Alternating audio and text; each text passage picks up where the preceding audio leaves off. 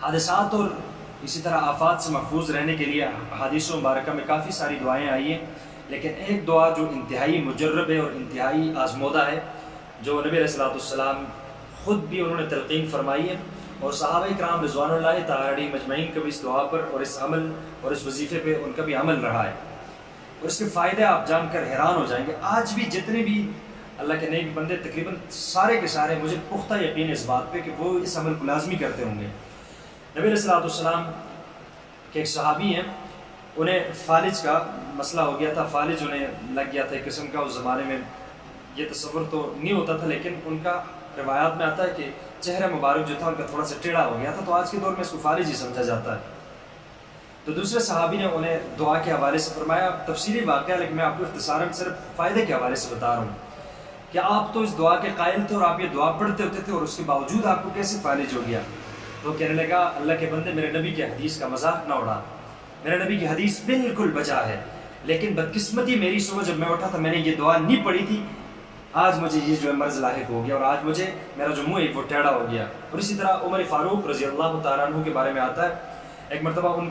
کی خدمت میں کسی نے تحفے تحائف بھیجے تھے، 3 تحفے تھے، تفصیلی واقعہ ہے۔ ان میں سے ایک باندی تھی حسین و جمیل، اور دوسری ایک بہترین قسم کی خوشبو، جس خوشبو کی دوسرا کوئی ثانی نہیں تھا اس وقت کے حوالے سے، ایسی قسم کی عطر اور خوشبو بھیجی تھی۔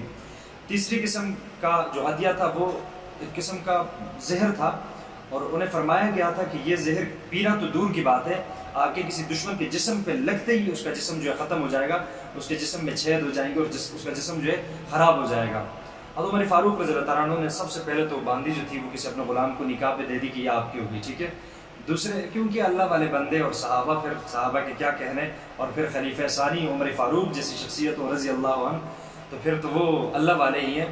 تو حضرت عمر فاروق رضی اللہ عنہ نے باندی غلام کو نکاح پہ دے دی اپنے، اور جو خوشبو تھی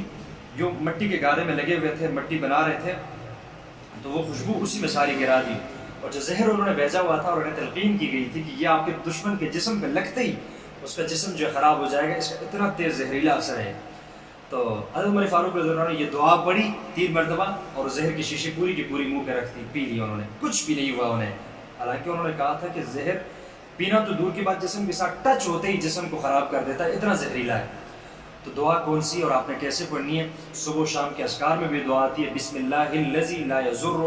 مع اسمہ شیء فی الارض ولا فی السماء وهو السمیع العلیم۔ ایک بار پھر میں سنا دیتا ہوں، بسم اللہ الذی لا یضر مع اسمہ شیء فی الارض ولا فی السماء وهو السمیع العلیم۔ یہ آپ نے صبح جب اٹھتے ہیں آپ نماز کے بعد 3 مرتبہ پڑھ لیں، اور 3 مرتبہ آپ مغرب کے ٹائم پڑھ لیا کریں، صبح سے لے کے مغرب تک، اور پھر مغرب کے پڑھنے سے مغرب سے صبح تک آپ کو کسی قسم کی آفت، کسی قسم کی مصیبت اور پریشانی آپ پہ اللہ تعالیٰ نہیں نازل فرمائیں گے۔ ان تمام تر پریشانیوں، تمام تر آفات اور حادثات اور قدرتی حادثات اور آفات سے اللہ تعالیٰ آپ کی حفاظت فرمائے گا۔